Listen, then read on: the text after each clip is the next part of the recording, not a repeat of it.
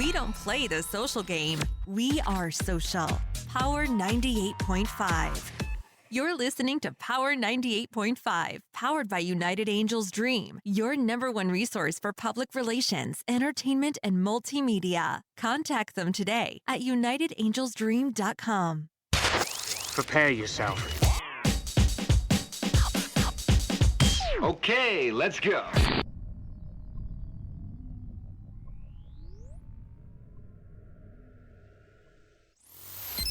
Empowering listeners from the US to the UK. Live on air with Stephen Cuoco.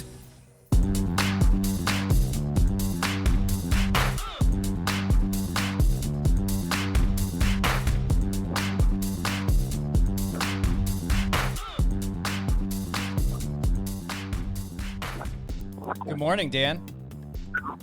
I love the song. I love the theme song. I mean, come on, I'm in already. I'm going to do a little solo. Fantastic. Well, I'm all over the world, worldwide. I feel I'm in the UK. I'm in the skies. I mean, this is exciting to be able to have the voice instantly go out, thanks to Marconi here, and have millions, maybe a billion or two. Here it's Stephen. Good to talk to you. You too, my friend. It's a great honor. So bring us. Oh well. What's that? Go ahead. I'll let you talk, and then I'm a chronic interrupter, so I'll just be quiet for a second. No, I love it. Please, this is your stage, so you've got the mic. Tell us what you were about to say. No, nothing. It's just good to be with you here, and I love radio, and it's so important today. With people at home and stuff, it's just vital. It always has been. We were on the air with House of Blues Radio for many years, 25 years in syndicated radio. And it was wonderful to go out there and help all the blues artists. Unfortunately, it went to Country Talk or something. I don't know. They changed it, but I love radio indeed. You're made for radio, and I actually shared that with Billy Cavalo. I said, hey, if Dan wants to come on and be a co-host whenever he wants to, let's do it. Okay, anybody who knows Billy Cavalo, our brand ambassador for the world's cleanest vodka, Crystal Head, there's a guy who's really having a hard time, because this is a man who wants to hug, wants to squeeze, wants to love, can't get near his clients, can't get near the bar operators. It's just so frustrating for good businesses everywhere and good people who work in the businesses. Think of the artists on Broadway, and the dancers and musicians, the waiters, the waitresses, the chefs. It's really just burning me. And when I order takeout now, I'm super tipping.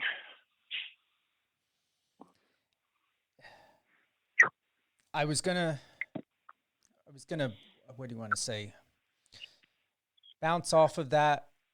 I really don't have any words or know what to say about what people are going through right now, because I've had clients that had lost their businesses. One had to sell his $500,000 home, and him and his son moved into an apartment.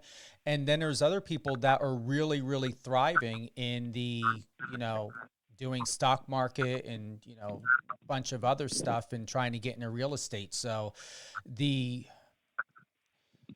entertainment industry, the food and wine industry has really taken a hit that no one has been ready for. Would you agree? No doubt, 20 million restaurants will close around the world, according to several research and data studies. That's bad for a lot of things. House of Blues is a company that I co-founded. We have thousands of employees now that are furloughed. You've been to a House of Blues, I assume. Honestly, not as of yet, but you've inspired me to go to one. Well, 13 clubs. New Orleans, Orlando, Myrtle Beach, Boston, Cleveland, unbelievable one there. Chicago, our flagship. Then we move across to Houston, Dallas, Las Vegas, San Diego, Los Angeles. Everyone an architectural masterpiece. We have the largest collection of rural folk art in the world, southern rural folk art. Our cuisine is purely and clearly Louisiana-based, because we love that state and we love those people. We love New Orleans. It's kind of the touchstone. It's the spice rack of America, that city. And we're devoted to that culture. We're devoted to African American music and art. And anyone who's been there knows what a beautiful experience it is just to walk into a House of Blues. We have a couple of old Woolworth stores we converted. The flagship in Chicago there is like the Paris Opera House, and all our bar chefs and bartenders and back staff, and oh man, and they're just amazing. They love working there. Those people just love it.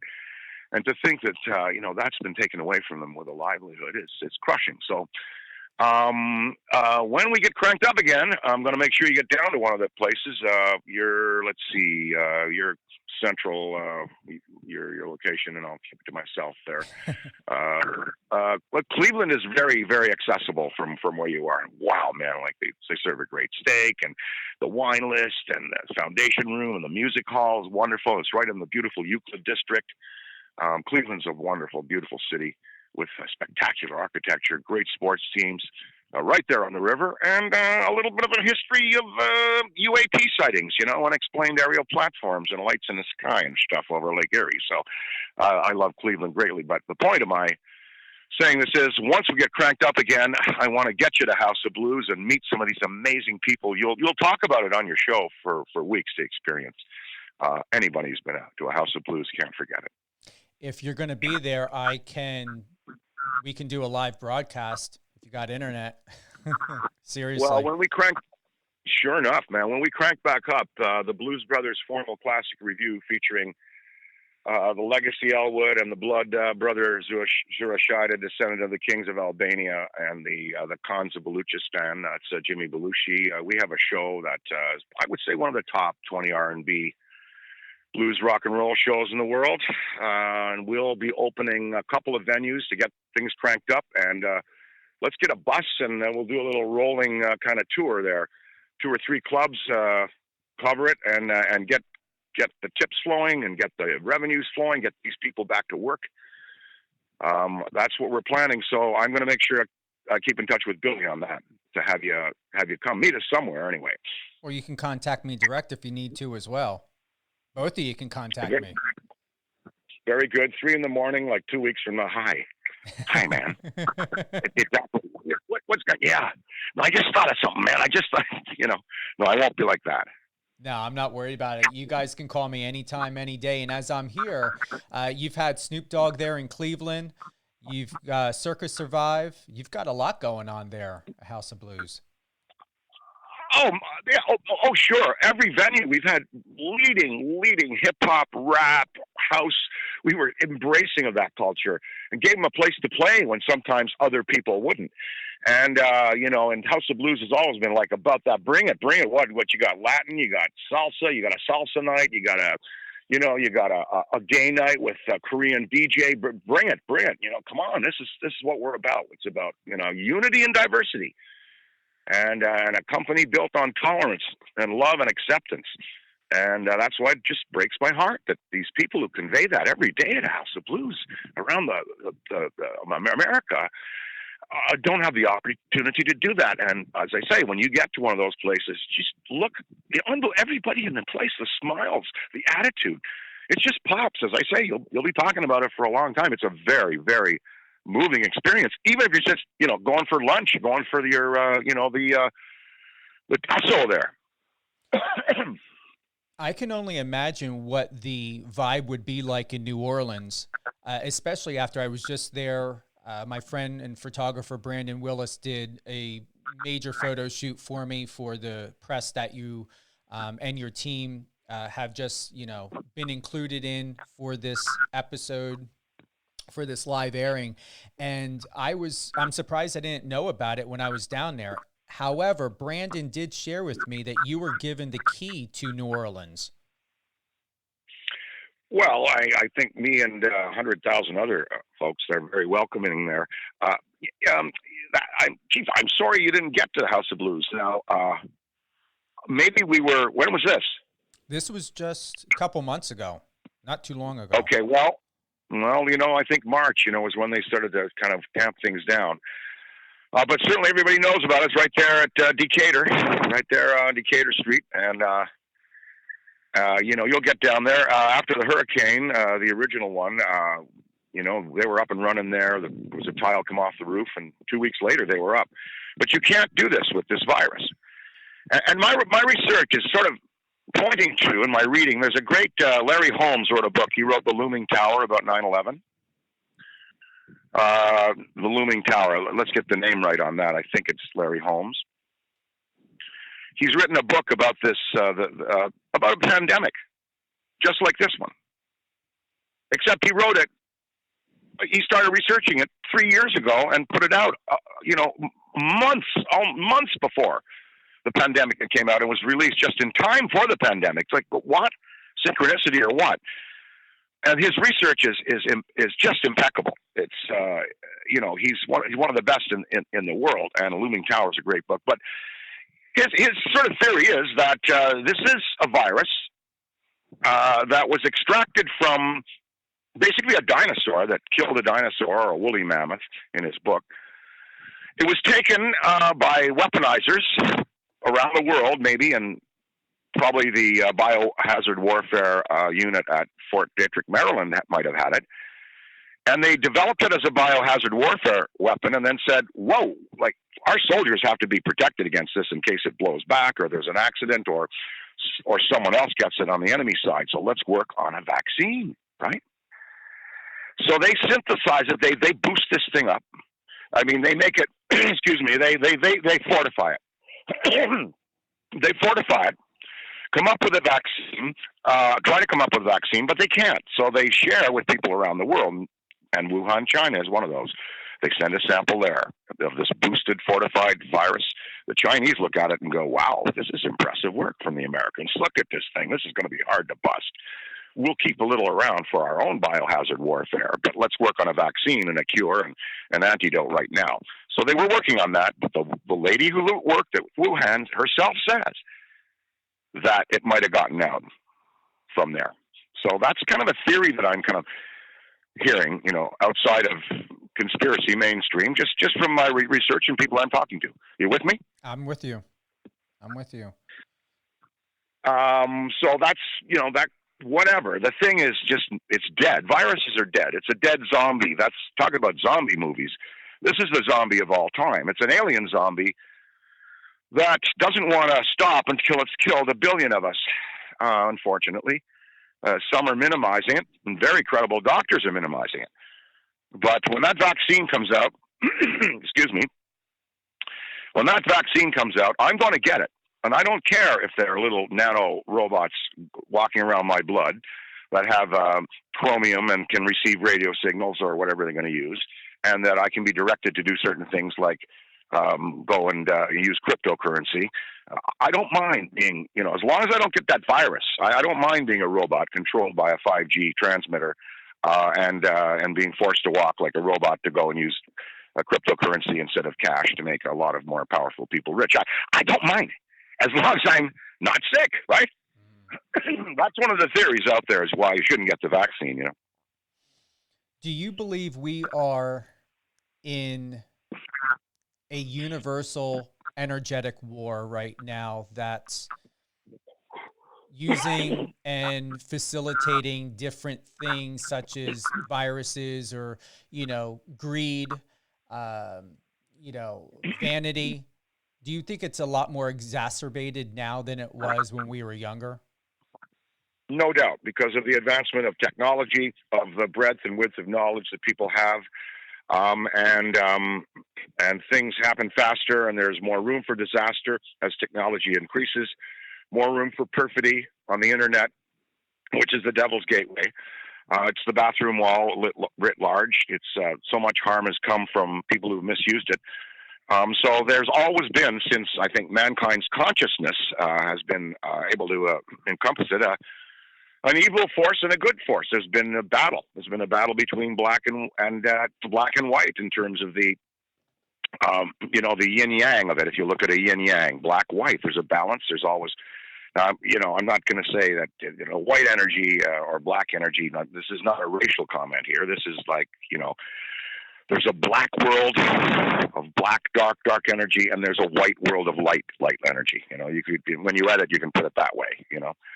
Understand? Absolutely. Yeah, you can cut, edit any. I mean, what I mean there is not. I mean the yin yang symbol, the black and white. That's what I mean. Believe me, I'm not. There's no racial thing here. This is like dark energy, black energy, white energy, light energy. We can use this. We can use what you're alluding to here, a consciousness, a universal consciousness of things happening that are not so good, but we can use it in a very positive way. We can be aware now that positive energy and positive reinforcement of our friends, our family, ourselves, self-love, spreading love, spreading positive energy, trying to deal with issues, the mental illness that's coming out of all this, trying to be kind and compassionate. We have to counterbalance all this horror that's going on all around the world. We've got to counterbalance it. We have to work against it. And that's up to you and me to do that, because we have the consciousness there. We have to help to enlighten. We've got, again, to spread compassion, kindness, love, and we need it more than ever. And we need it in a mass scale. We need the world to come to a mass consciousness where it's kind of one thought at some time that makes us turn the switch. We're one race here. To talk about racial divides, I know it's a terrible, terrible issue. Because of the way people can hate. But we've got we got to face the fact that we are all one species here. There's no difference. We are human. We're made of the same blood and DNA and RNA, and we are all one race. So we've got to get together as one race, one human consciousness, and at some moment and come to some revelation here. And I don't think it should come from more powerful beings with more powerful technology. We don't need them down here. We got to figure this out ourselves. We got to figure out climate. We got to figure out. Our social economic system disequity. We got to figure out how everyone has a little bipolar, is a little crazy now because of the advancement of technology. We have to flood the world with meditation and Reiki and all of the positive therapies that are out there. Understand? I'm just saying understand because of my radio here, whether I'm coming in or not on the phone. You're coming in perfect. Okay. Yeah. And so it's the etheric energy can be touched. It can be touched in a very positive way. It also can open up, evil fissures. And there's look, since the beginning of mankind, since the first caveman hit the other, or Cain and Abel, we've had this species that is vindictive, vitriolic, venomous, vengeful, and vituperative. Those are the V's of humankind, and we've got to fight that and fight volatility. And try to become even and calm. So, I guess I've learned this in my advanced age or something. I certainly was a little reckless in early years, but with people and with, just running things and, I was barking at people and getting things done like a general has to do sometimes. And I feel now there's another way to do it. I think that we have to spread as much positive energy as we can. And for every human being out there, look ahead, have that cone of energy, visualize what you want in your life. You want your daughter or son to succeed. You want something for yourself that can be material and spiritual, or both. You've got to conceive it in your mind and do it. When I sat down to write a screenplay, there was nothing there but air. I had nothing. And then a blank piece of paper and a typewriter or a computer, and then I had to positivize and have a cone of realization for all those images and dialogue. If I can do it as just an average screenwriter, right? I mean, look, you out there can do it in your lives. I'm processing as what you're sharing. If I may, Dan, I would like to backpedal a little bit to just share from my experience where you touched on everything very, very much where you nailed it home. Is darkness to me is where birth, death, and rebirth can exist. light, as well as we all know what light and dark can do. I believe that we live very much, as we always have, in a world of smoke and mirrors, and people can use dark as a weapon, just like people use the Bible and the Constitution as a weapon, and light and positivity can be used as a weapon, or both can be used for good. It all depends on the interpretation and the intention of that person or entity or being, whatever someone defines themselves as. What's that, Dan? Go ahead. I was going to say, to be very transparent, not only are we in a world to where many people are fighting to sustain. I can't speak for your great country of Canada. I have many good friends out in Canada. You're one of them. I've been to Canada. It's very different from here in the States. And one of the things that I find a bit discerning, especially with watching on the news, is we are in a place where people really ought to take the opportunity to consider, what are your values and what do you really need in life? And I've come to learn that most human beings want to have a dog, be married, have kids, nice house, white picket fence, and that's great. But, I've been taking a break from the bullshit of the news here, because I keep hearing Trump. It's like, what the fuck is a president going to do? I don't care if it's Biden, Obama, what are they going to do about a virus? I don't need a president for an influence. I don't give a shit whether he wears a mask or not. I'm looking for role models, okay? I don't need a president.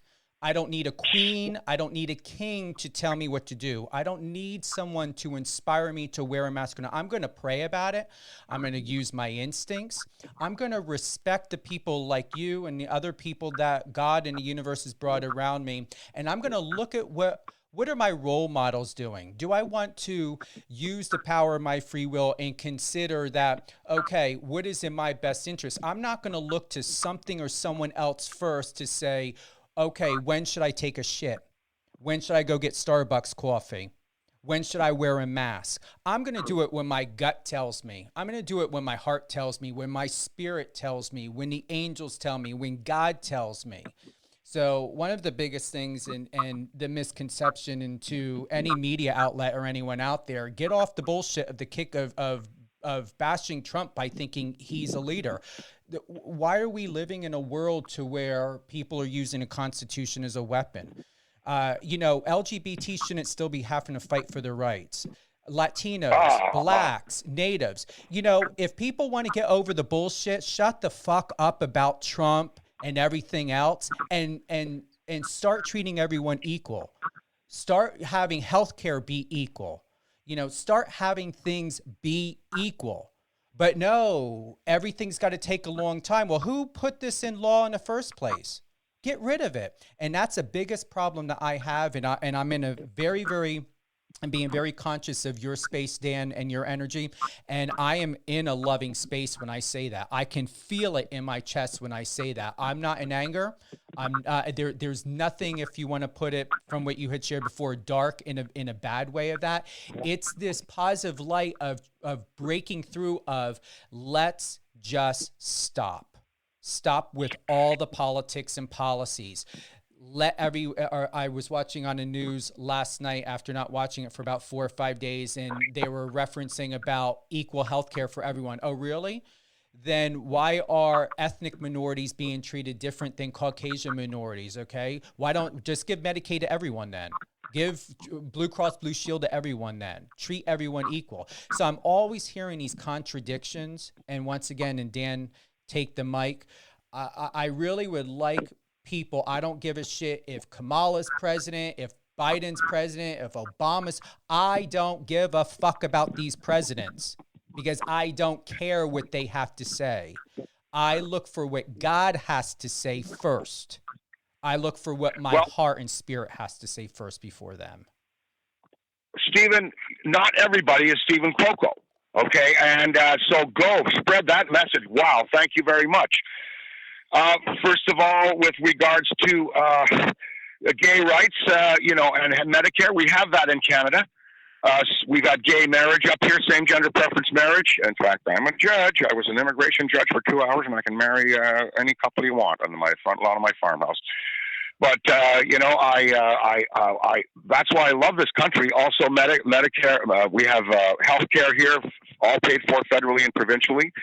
We're a progressive country. Now, Canada is not a wonderland by any means. We have machine pistols coming across the border illegally. We have gang problems, drug problems, opioid deaths. So we have all the problems that America has, maybe just less. And so we are a society linked. I mean, you can take a Minnesotan and a Canadian and, hold them side by side. They'd be dressed the same and almost talking the same. So people are the same everywhere. So that's on that issue. As far as hate, let me address that. What if one morning the Ayatollahs got up and said, okay, by decree, I want 1 million people in this square, the Ayatollah, and we're going to stand there and we're going to just think about loving Israel. We're going to stand there and we're going to send love. I know. All right, there are going to be free cakes and teas and coffee. I'll get taxis for you. We're going to go. We're going to try this. We're going to try this. And have them just, direct a beam of love. The world would twist. It would turn. It would be, God's hand would be in there. It would like, the Middle East would be a whole, sort of a whole turning there, a whole melting. If they could be convinced to do it. And I think Israelis would receive it and send it back. So that. And then what if the world just said, all the haters of Trump went, okay, I'm going to sit down and I'm going to love him today. I'm going to send him love. I'm going to send him love and then send him love and send him love. Hey, look, he might come out with a sunny smile on his face and say, I severely condemn, I'm not supposed to do it. I've done things that I'm not supposed to do all my life. And I'm saying right now, if the Supreme Court rules against gay rights, I will fight that, or Roe versus Wade, think of the love that could come if there's mass love given out there. Now, the presidency. Whoever that president is, that president should go to that desk, sit down, research the levers of government, free up the coffers to those who are less fortunate and not working, sit there and never be seen. Maybe one press conference a week, and it should be about serving the people. It should be about doing a homework, being an executive, sitting at that desk and working who's ever there, working their ass off so that there's a better life and indeed a robust defense and an intelligence diplomacy that America can go to the world with and have real influence that doesn't come from what some other presidents have done. Now, the presidency, Stephen, is made for the average person to occupy. It's not for a genius. Harry Truman was a failed haberdasher from Missouri. Ronald Reagan was an actor. Jimmy Carter was a farmer, although I think he was one of the best presidents ever. Not all of them had intelligence and instinctive, and that kind of smarts. They had instincts, but it's made for the average man or woman to occupy. Now, Obama certainly wasn't the average man or woman. There have been some exceptional minds in there. I would say Clinton and I would say even just Reagan and I like George Bush Sr. He was kind of rational, although he did things that people might disagree with. But it's made for the he was an oil man and his son was an oil man and a sports team owner and a reformed alcoholic, and he was the average man, and that's what the presidency is. But that average man or woman, when they get that office, should sit down at the desk and get off the golf courses, get out of the travel, and sit there and work, learn how the powers of government are. It's the federal government of the United States has dedicated employees there that want to serve on a good cause and want to serve the people and don't want to be impeded. So you learn how to work those levers without impeding and get the money flowing, the resources flowing, the trucks, the tanks, all of it going in a way that is rational and being used for society at large and for the people that have elected you. That's what I think about the presidency. And as far as going out and just, role models and following someone because they are famous, or following someone because they have a philosophy. Yeah, there are exceptions. Now, Greta Thunberg, she's certainly inspiring. Certainly inspiring. You got to go, wow, that is one exciting woman right there, who goes and gives us that message that we have to take this climate change issue seriously. We got to do it at the classroom level and on up to executive level. So I'm with you, man. But not all of us are, have this heart. I don't think. If I may add, Dan, and thank you seriously for that, because I felt it. I didn't just hear it; I felt it. To those who are listening, and I'm not here correcting myself. I just want to add into and to bounce off of what you shared, Dan. I would hope that people would want more for themselves, so everyone, the 8 billion people in the world that we have, can live so prosperously, live in a fear-free, no longer need to be fearful to be who you are. So no one has to be average anymore. I hope that, I wouldn't doubt if Biden wins, and he does. I hope he gets in there and does something for, dissolving the fact, Dan, that discrimination is still legal in 36 states here, not just towards the LGBT, but even towards minorities. 36 states, if memory serves me correctly, and I can't be off a number because I looked up, and Pennsylvania is one of them, where it's legal. Why? And that's why I'm saying, if people are going to talk about the Constitution and everyone is equal, let's do away with the clauses or the backpedaling or whatever little details. Let everyone be free. Let everyone feel safe. Let every LGBT, African American, Native, Latino, every person all across, the world feel safe to be themselves, to feel safe when they travel.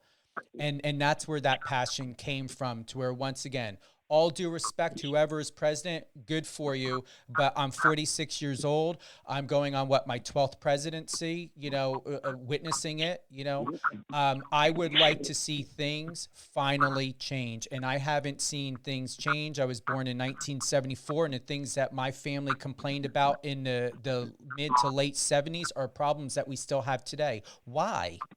And that's why I say that I don't look at a president until I see and witness a president for a role model to finally do away with the nonsense that I've been hearing about, that my family and friends and that people across the world have been affected since I can, validate since the 70s. Well, it's time for the guard to change. It's time for diversity in power. And not the same old elitist, moneyed establishment forces that are the ones that encourage, sheriffs to stop the African American voter at the bridge. Sorry, it's closed. Sorry, what do you mean it's closed? I'm going to vote. No, the bridge is closed. The polls will be closed in half an hour. You're going to have to go by Highway 238. That'll take me 2 hours. Sorry. That is going to go on. That's going to happen. That's happening now. That's going to go on. That old guard, they have to be disposed. And, it's time for a change there. So elect your leaders from the communities that are disparaged. Elect your lead. Get out there and work for the LGBTQ, or trans, or, individual, or the someone from the Hispanic community, from the inner city African American community, from the immigrant community, from the Muslim community. Get them into power. And you know what? They're not there to fight, viciously fight the old agenda and the old guard. They're just here to say, hey, calm down, step down. It's our turn now. We're going to do better than you have. We're going to do more for people than you have. We're not going to do for ourselves like you have. And you know what? You're going to benefit because it's going to be a better world. Everybody that works for you in your big corporation is going to have a better attitude. They're going to be better treated. And sorry that 25% of your corporate tax on top of the established, is going to go right to workers' funds and relief and subsidies. Sorry, that's just, the Scandinavians have it right in that way, in terms of distribution of wealth and corporate greed. They don't like it.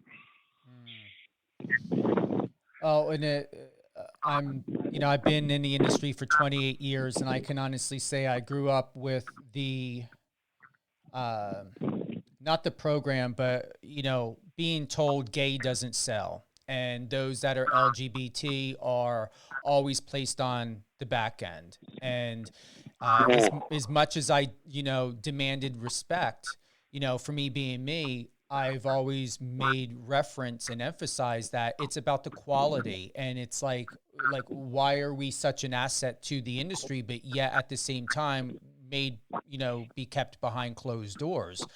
And it's just to where, there's a lot of us out there, a lot. And it's not that we deserve anything. It's our right. And it's everyone's right. Absolutely. Absolutely. Well, the same-gender preference power and LGBTQ power in the entertainment industry is really emerging. Dan Levy is openly same-gender preference. He created Schitt's Creek with his dad and Catherine O'Hara and a lady from Ottawa, Annie Powers, I think it is.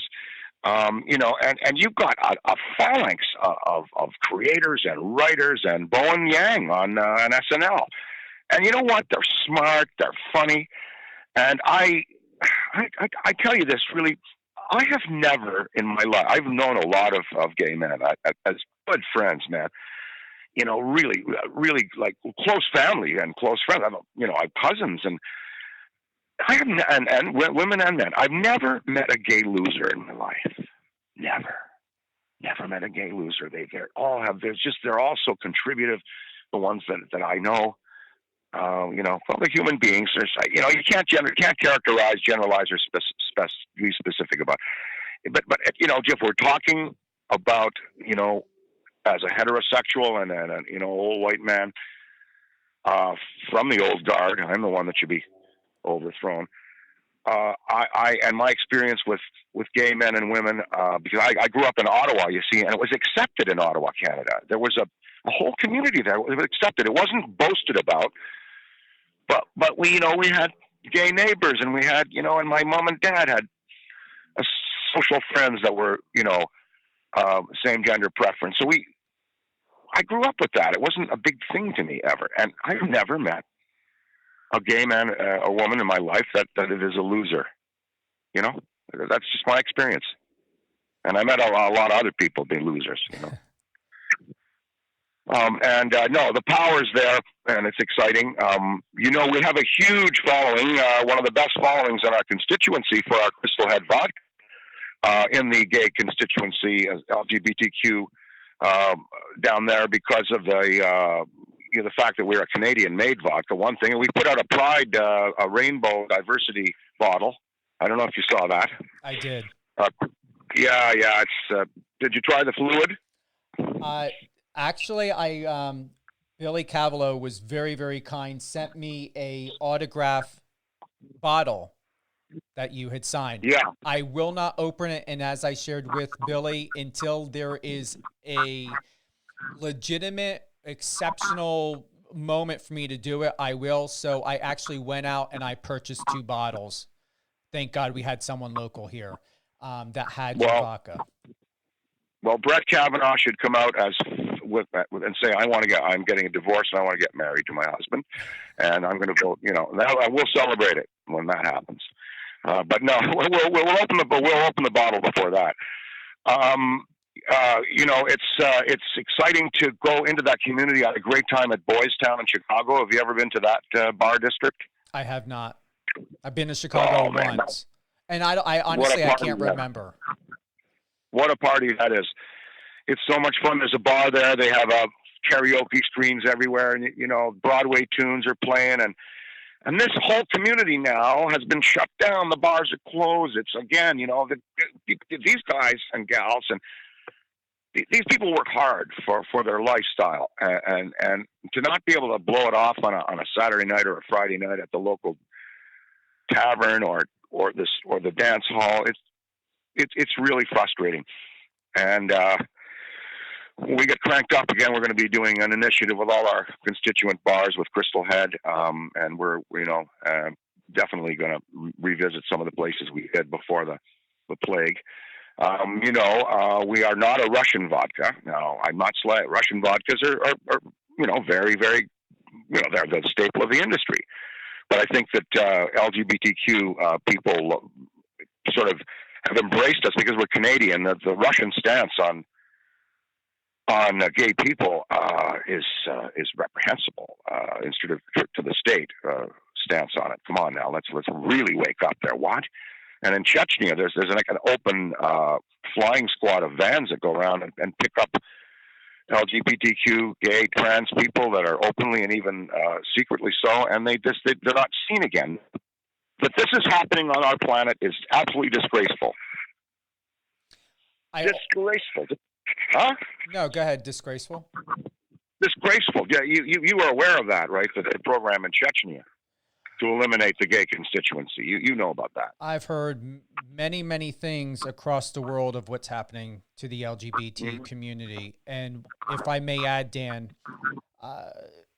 someone, you got to figure like back in the 70s and 80s, we were murdered. LGBT were murdered. It's very different. Millennials and Gen Z, which I love this generation very, very much. I know other people have their hit and misses, but I understand them. I'm Gen X, but I have a millennial mindset as well.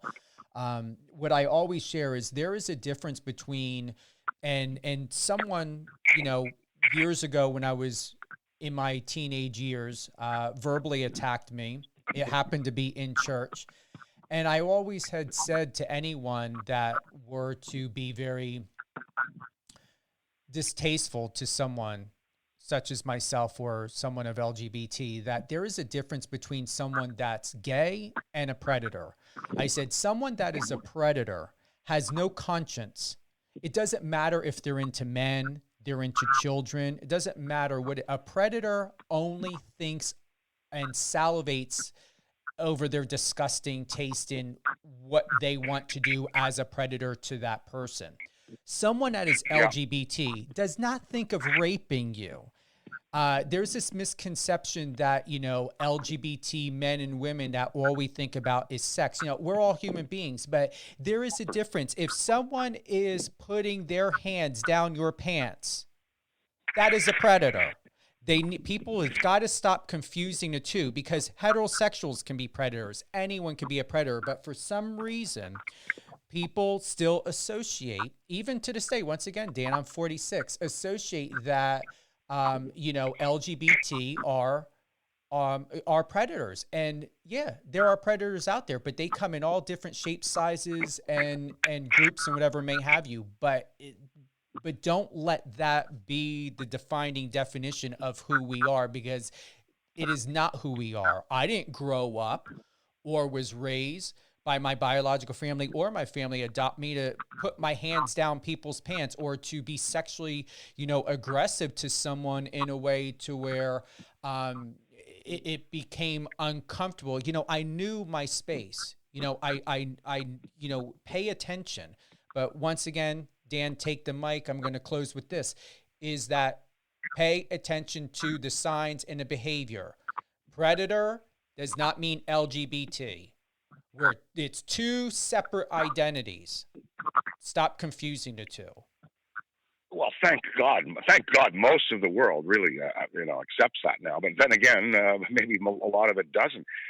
No, absolutely. And how courageous to go through life in North American society at the time that you did, and have to be honest about who you were to yourself and to your family, and the struggles that it must have brought on you. I just can't imagine. It's people made you want to crawl out of your skin or just disassociate. So no, well, I'm in the Army. I'm a comrade. I'm right there with you. I'm linked arm in arm, and that in that initiative. Come on, let's just wake up. Yeah. I was 14 Absolutely. years old, Dan, and my friend Danielle and I I believe we skipped a class one day. I remember we went to the soda machine. I was a huge Pepsi fanatic back then. And we were getting ready to go to, I believe it was art class. And we were going to cut through the cafeteria. As we cut through, and I can still remember it so vividly in my head, this guy, he opened up, as I'm facing the two double doors, the left side, and he came in and he stopped and he looked at me like in shock.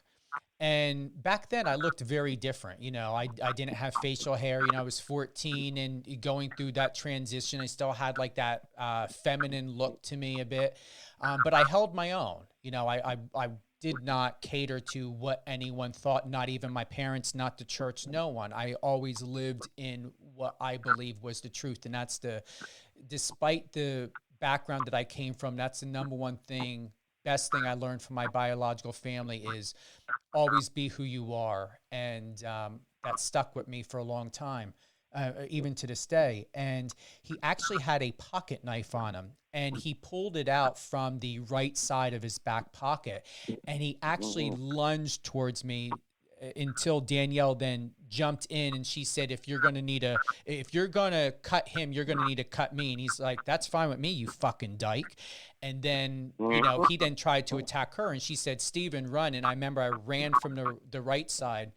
But that's what it was like. You know, either I had people that came at me violently or those that were predators. I was almost kidnapped.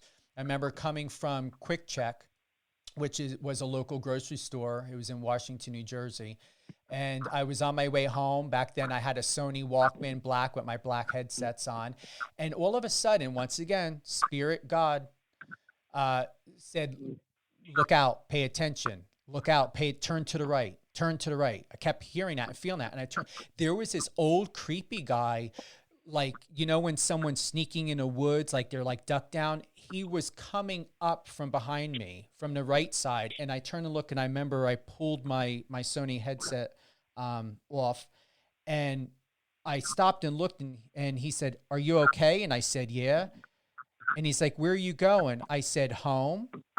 And he's like, where is that? And I was like, it's not around here. I'm going to a friend's house. Because things were starting to click and I was like baffled, like, how do I deal with this? And I mean, I was like not even maybe 9 years old at the time, maybe between 9, 10. And I stopped. He stood then completely erect and I thought he was going to go back to his car. And then I turned and something said, don't put your headsets back on. Kept him around my neck, Dan. And then I started walking off and then all of a sudden I felt like this energy was coming at me again. And then here this guy starts now more aggressively coming towards me. And then I just pointed my finger and I screamed real loud.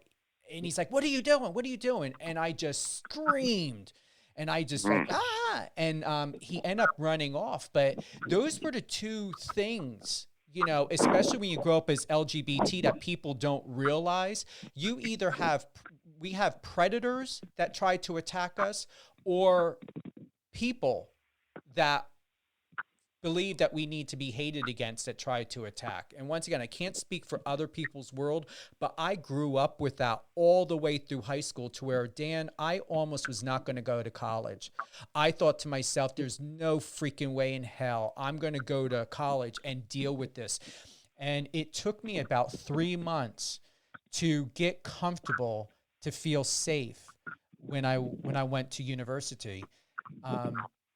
To settle in and just be able to focus on my studies. But yeah, I lived probably about three, no more than 4 months, petrified of what now everyone's bigger, grown, you know, is someone going to pull me in a bathroom and do something, you know, am I going to be safe walking out to my car? So that's what life was like growing up all the way to my college years.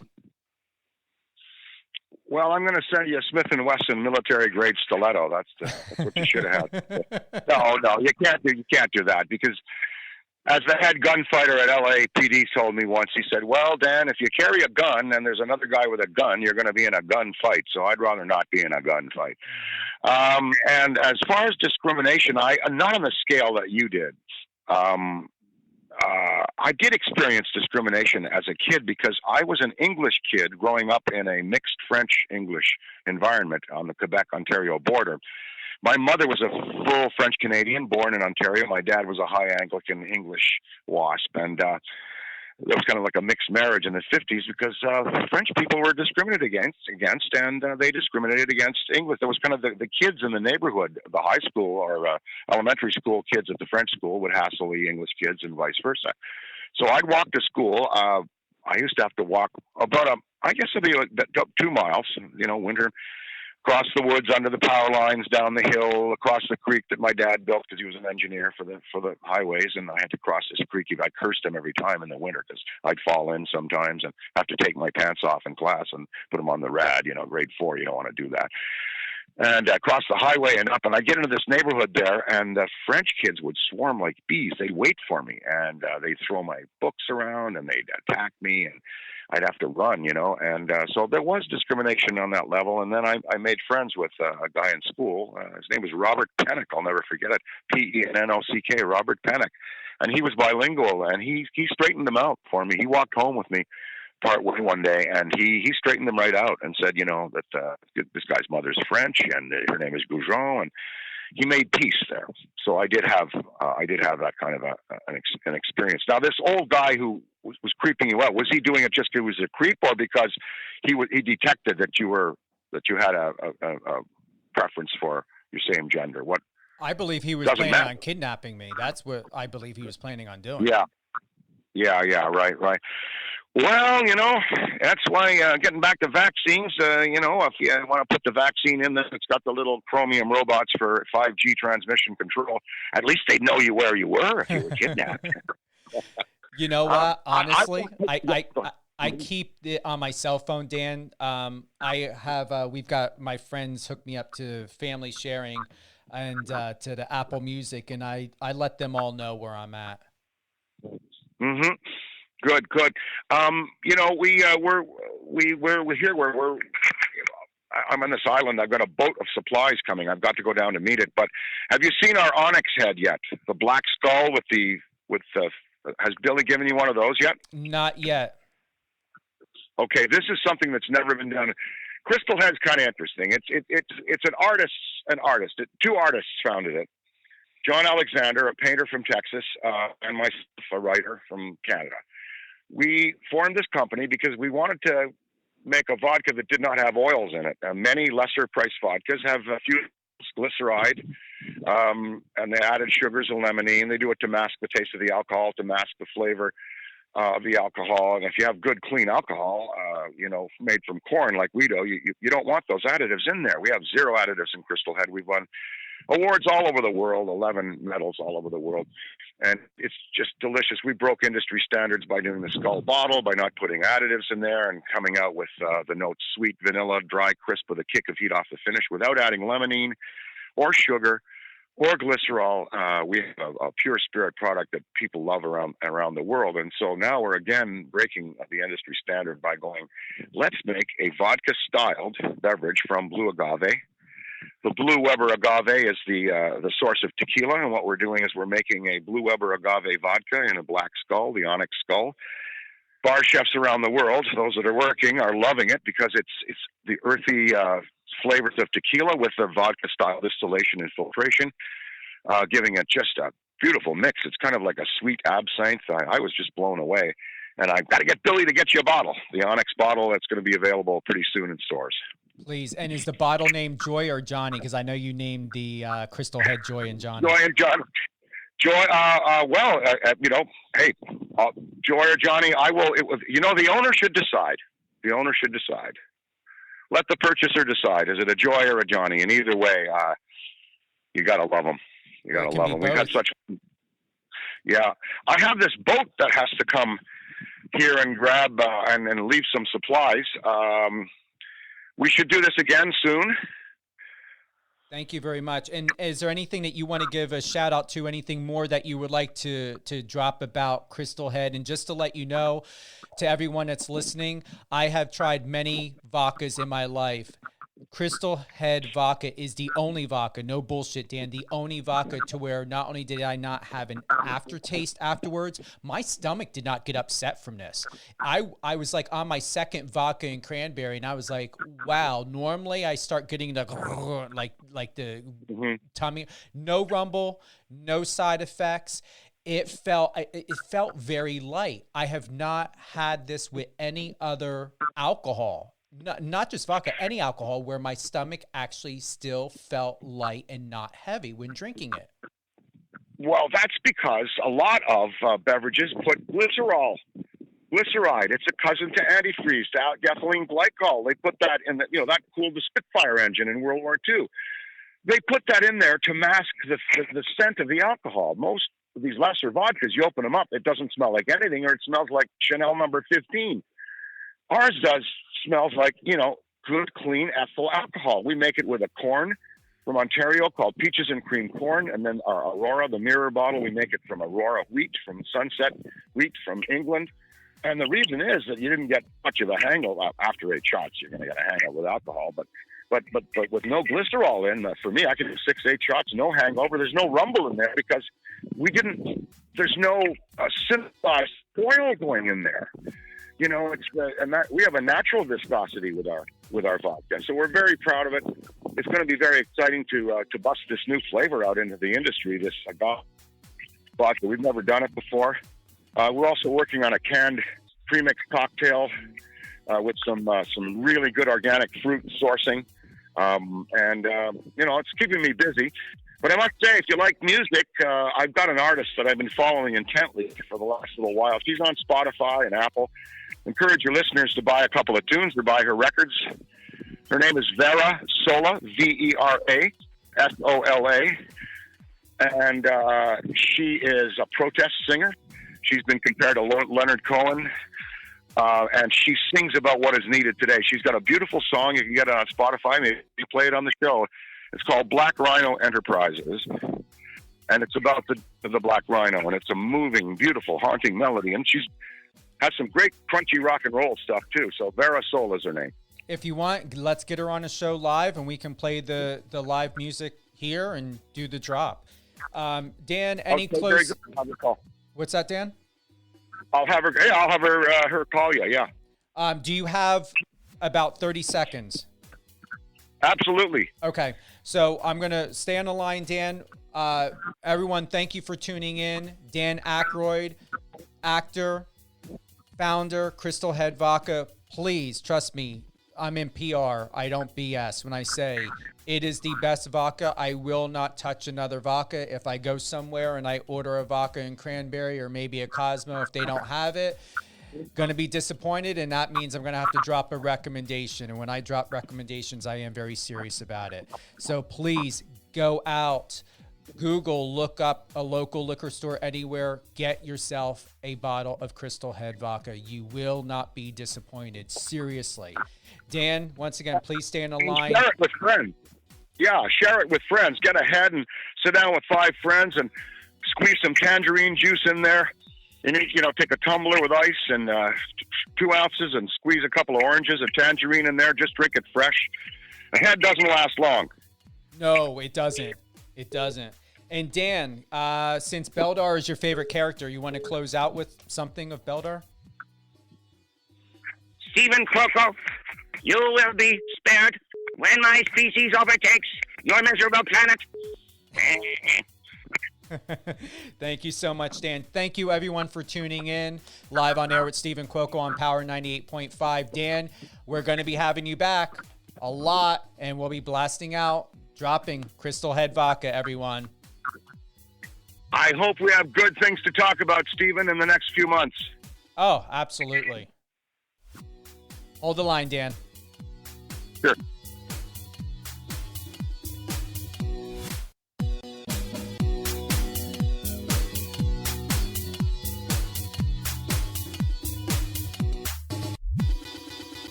on your socials and let's connect.